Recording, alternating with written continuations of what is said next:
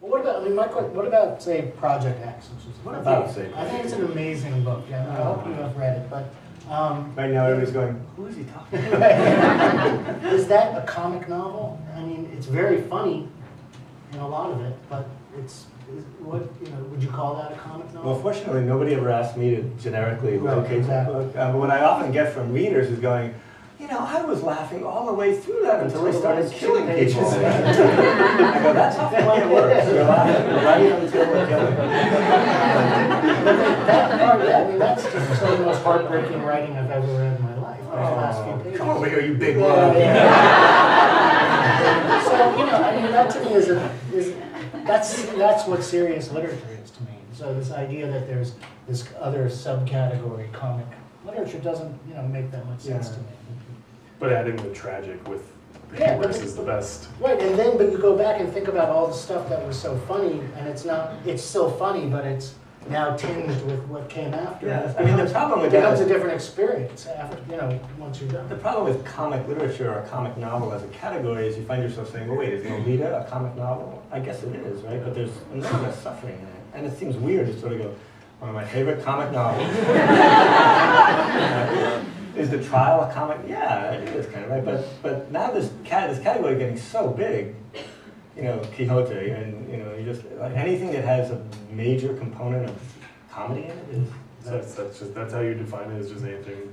Well, I'm saying that's why I often don't torment my friends and family with the category. I don't sort of go, what are you reading? Is that a comic novel? You need to ration those. Yeah. Perhaps you should read a more dramatic novel. And if you go back far enough, I mean, comedy is critical. It is political. I mean, that's how it all started, right? So, I agree entirely. Making those distinctions seems utterly besides the point. Let's shift for a second into. Let's. He's like, shut up. Oh, it's a good smooth transition. Yeah. Until you guys started. Which you're going to do. But let's shift to outright comedy. Actually, I mean, right now we're in this. There's Mark Maron, Louis C.K. Comics like that are huge. I'm wondering, if there's any way that kind of brand of comedy that's sort of zeitgeisty right now has any impact on your writing, or is helping to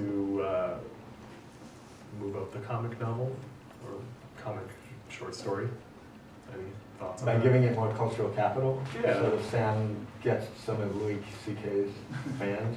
Yeah, or money. That'd be great. Or money. Where's that money? Yeah, where's that money? I had illegal showtime for about a week. I started watching Mike Maron's show, which I think has been canceled. Probably. It was short-lived. It was the vulgarest thing. It was a bunch of porn stars looking at old pornographic films and sort of discussing them. Nobody? That's Wow. Fiona, are you sure? How did that? That's like $1 million idea. Yeah, it was really unbelievably funny and deranged, and I was rather inspired by the whole thing. But to the extent that a show like that is giving my novel any kind of street cred, I think that's probably a stretch, as much as I enjoyed it. Although now he's got a new thing doing on IFC. He's always got something. He's on the move, on the rise. He's a smart guy. You guys have any thoughts on No, it? they have no Well, idea what I mean, I'm an old friend of Mark's, so so if he influenced me, or it's just from hanging out and talking. But I think that with a lot of these guys, and Louis C.K. as an example, it's sort of, I get put in sort of vague groupings with various people who are big kind of comedy TV stars, and it's sort of like, well, they, I haven't been watching their development. Yeah. And I've been doing whatever I've been doing, and now, some people emerge and they're working similar areas or something. And so I think it goes about that far in most cases.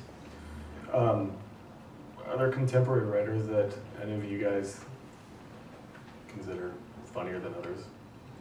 They're not on this Funnier panel. than us. They're not on this panel, and that's not George Saunders, who's going to be downstairs waiting for Sam with a 2x4. Yeah. The match is over. I'm dead. Who's funny? He was Who's good. funny? These guys are fun. Yeah. We know that. I think you got pretty much all the comic it? novelists in a row. Bottled It's this quite an up. achievement, by the way. It's just one table. And George, you know, I think Paget Powell can be very Patrick fun. Powell can be very funny. Barry Hannah could be very, very Hilarious. funny. Yeah, we could. I mean, going back to people, like Stanley Elkin was somebody that I read a lot. Really felt a strong connection to. Someone who was, you know, great with his sentences and hilarious and just would kind of keep driving and driving and driving. You know? And talk about ferocious comedy. Right? Yeah, exactly. And then The Living End is a great book. The guy, he owns a liquor store. He's a very decent guy. He's shot by a robber and goes straight to hell. No, first he goes to heaven for a He moment. goes to heaven and he sees heaven, right? And he says something that's like St. Peter, like, it's everything I dreamed, and St. Peter goes, go to hell. Yeah, he says- He goes down. And then he's sort of, he can't understand why he's there. He's lived a decent life. And finally he meets God, who says to him, you know, it's because you said Jesus Christ on this day and this day, and you said God did it on that day. Right, yeah. You didn't have, you had fish and meat on land. You had to go, so yeah, you would have it. You go to hell for meat on Lent? I don't know these things. Yeah, you got, I got some bad news for you. I'm doing a lot of things wrong. Yeah. I know. So the two of you guys are on your promotional leg of your tour, or of the book right now. What's next for all three of you? After you guys take a nap and Jim? We're What's going to next? Austin. Yeah, we're going to Austin tomorrow. Really? I will be teaching 5th graders, 40 5th graders. Comedy? Got that Darren porn video thing. Oh my I think God. you made this up. Just for tonight. Yeah, we're going to Austin, and then I'm going to the West Coast. I find it's actually very difficult to read from my novel. I keep trying to choose sections that I think are funny, and then they just seem. This is a great example of that kind of marriage of comedy and deep pathos. As soon as you start reading this book out loud, it just sounds devastating, and everybody just leaves pale and sweaty. It's gonna be a rough tour. Great. Usually before you even finish. Right after the first word. That's how you know it's working. Jim's in. I'm just gonna lay face down on the floor. That's what I've been doing for 2 days. And I want to apologize for I'm not my usual bright and chipper and cheery and optimistic about the world of literature self. But I just had a wisdom tooth extracted. I did too. I did too. Oh my God, I've liked it in the last week. It's been wonderful. Well, I skipped the Vicodin to do the panel. Right now the crowd is singing, could this get any less interesting? It's the season for teeth being I extracted. have this rash. I do think it's the year of the short story, though. Yeah, that's what I'm right. trying to say. That's all I'm trying to say. I'm pretty sure that whatever I'm working on, my agent is going to go, it's the year of the other thing. So I guess to wrap this up, then we'll take questions from the audience. What's the best joke you've ever heard? Let's do that. 4 popes walk into a bar. No? Do you do I'll give you the punchline, but not the joke. Oh God. And the punchline is, well, what do you tip a guy like that? See? All you need is a punchline. That's what I'm saying. The joke my 6-year-old niece told me the other day, Yeah. which I found hilarious. When is a door not a door? When it's a jar. When it's a jar. You found that hilarious? Yeah. The bar is this low for me. You're like, well, it's not death. It was all in the delivery. Yeah, it's true. Yeah. What's Moby Dick's father's name? It's a joke. Papa Boner. Terrible. We're in the center for fiction. I've been waiting since I was 7 to tell somebody that Okay, joke. look at the time. I think we have to. We'll take questions from the audience. I just wonder about your process. When you come up with an idea for a novel, does it have to reach a critical mass before you actually start writing it, or do you start exploring it by writing it? I'm sure each one is different, but I'm just curious how you approach it. Who's taking it? You're all looking, you're on the same. Yeah, I rarely have an idea, but I have some inkling that or some sense that I need to write in this direction, and I do. And then usually an idea, or at least an image or a scene, something emerges, and then I have something to work with. And then I see what comes out of that, and then I see what comes out of that. And for a first draft, it's really groping my way around for a while. And then as I'm writing, things start to take shape, and you start to see the contours of what it is. But in the beginning, just to get going, maybe I have that slogan on the chalkboard, but maybe not. And so I just try to go. It really is in some ways an act of faith. And there's a great, I'm sure many of you know, there's a great line of Dr. O's where he says, writing a novel is like driving at night. You can only see as far as your headlights, but you can go the whole way like that. So you only can see a pretty short distance ahead, at least the way. I mean, sometimes I'll have an outline that's nearly totally fraudulent, but allows me to believe, like, look, I have an outline. But until I start varying from that outline, I can't be sure I'm on the right track. I'm much more of an idea person. I have sort of like some grand idea that I want to pursue, but then I have to find a way to actually make sure it doesn't end up reading like propaganda. So then I think, okay, I need people. That's right. In Fiona's early drafts, it's like, the Nazis were wrong. Against slavery. Yeah. I don't care what you say. I'm against slavery. Full disclosure, Jim was my first fiction professor, many years ago, and he used to, I don't know if you still do this, but he used to hand out this sort of packet thing, notes on fiction. Do you still do that? Yeah. What do you mean? What is this, the turn of the century? One yes, of it's the not on things, stone anymore. So it had a lot of, interesting material that was memorable, and one of the things that I always remembered, and now I'm going to mangle it. I'm quite horribly. sure you are. Okay, Rita Mae Brown, so far so good. Please, All right. just keep going. Art is moral passion married to, am I doing this right? Just keep going. Art is moral passion married to entertainment. Right. Moral passion without entertainment is propaganda. Entertainment without moral passion is television. So, I try to keep that in mind, I have an excess of moral passion, I'd like to think, but so that I have to think about the entertainment quotient. But for this novel, I had an outline. It was weird. It was a strange outline, and then I spent about 4 years turning this book upside down, and then in the very end, I ended up almost exactly where I started with the same outline. So sometimes you get it right the first time. I remember hearing you read it like 3 years ago, and you're like, "No, one's gonna buy this." I was like, "I don't think so." Yeah, well, never mind. Prove them wrong. Prove yourself wrong. I got lucky like everyone else, I mean, it's tough out there. Yeah. There's so many good writers. If you manage to find your way, you're lucky. Next. When you do employ a lot of humor, do you end up sometimes feeling like you're avoiding some of the issues? Because it sounds like all of you really do talk about darker and deeper issues, but do you ever feel as though you're stating things? Do you worry about that? Are you conscious of it? That certainly is one of the dangers. That is the big danger. Because comedy is such a uncommonly understood defense in some ways. It's a way of not wrestling with stuff in some ways. If I'm doing a scene that seems to me too comic, I start to say to myself, why is this veering away from getting at what I wanted to get at? Essentially. It's a big concern. I agree. I mean, that's the real pitfall. Just sort of being absurd for absurdity's sake. Using comedy and then not stirring people to a contemplation of bigger things. It's a big danger. I mean, the analogy I like to use when I try to think about this is, like say you go to your shrink or something, and all you really want to do is serve up like your gory, bloody, despoiled heart, and instead you just end up making fun of the hot dog guy across the street.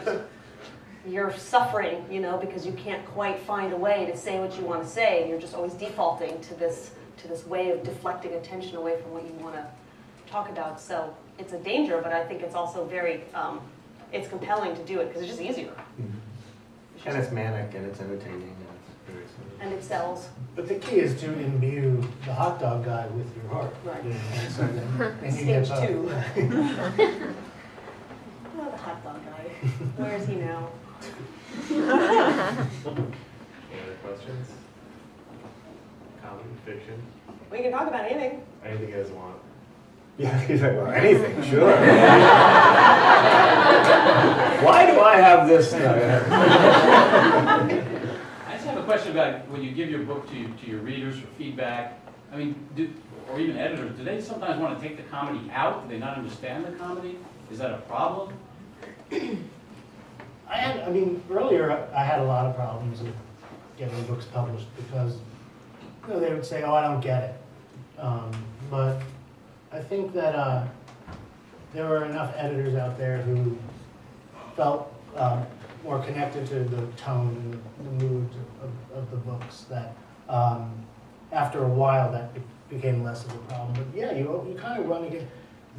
Some people don't have a sense of humor, and that's okay, that's fine. But then they're not the right person maybe to read your novel. Remember when they asked you about the press release directly compared it to comic novel, they called it a comic novel. Yeah. I thought that was great. I don't know, Jim's my reader. What do you say? What do I say about? Yeah, do you say, don't be so funny? Stop it? No, if I said that, I wouldn't be your reader, I think.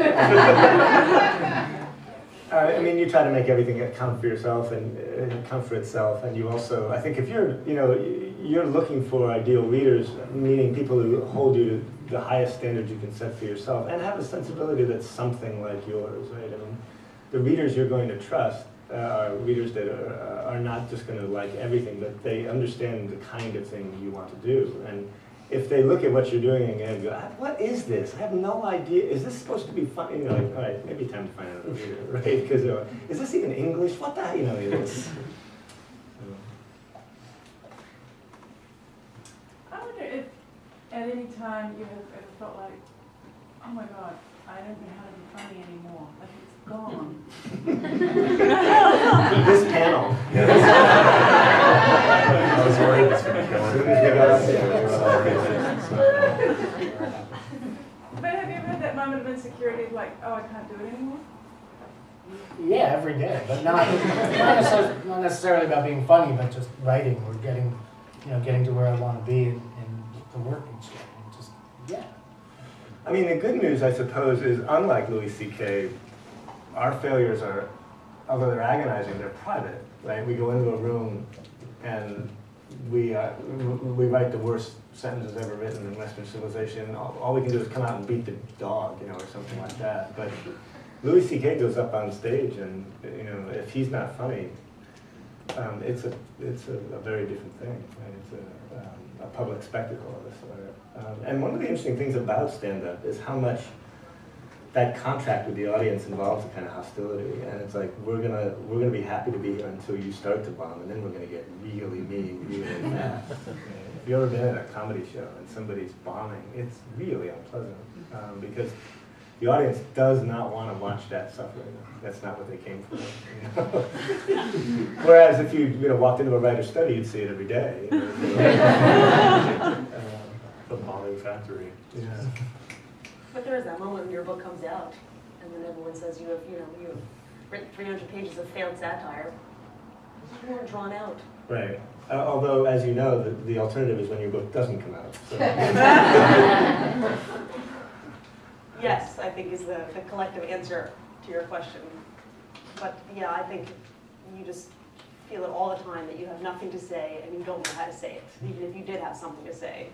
And if the only thing you've lost every day is your facility with humor, you're probably in good shape. And we have time for one more awesome A lot of question. pressure on the website. I know there's a great question out there. Way in the back. You talked some about suffering, but I was wondering about like cruelty and humor. That's ever like a problem comedy, like either expensive characters or.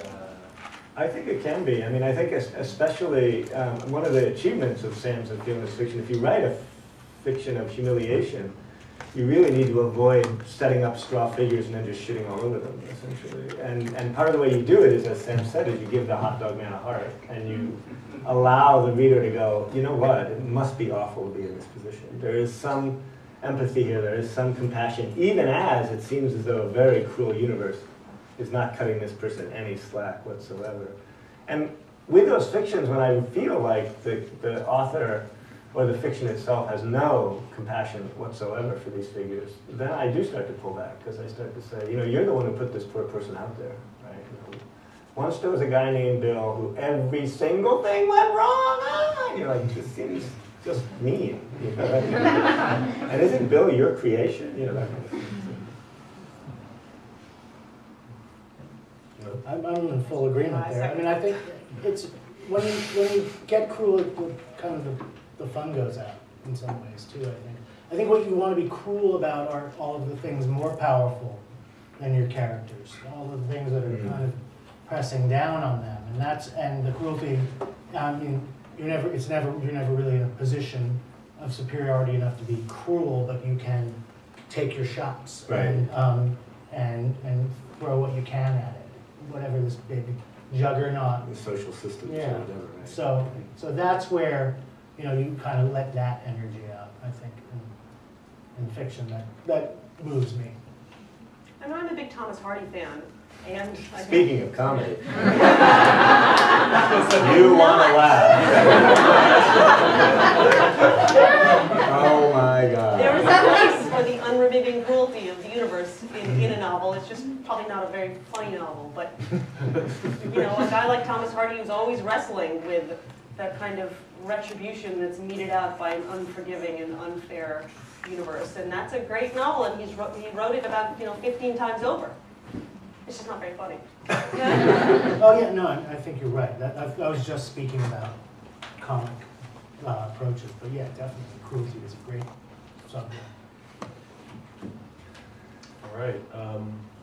Thank you to Sam, Fiona, Jim, Center for Fiction, and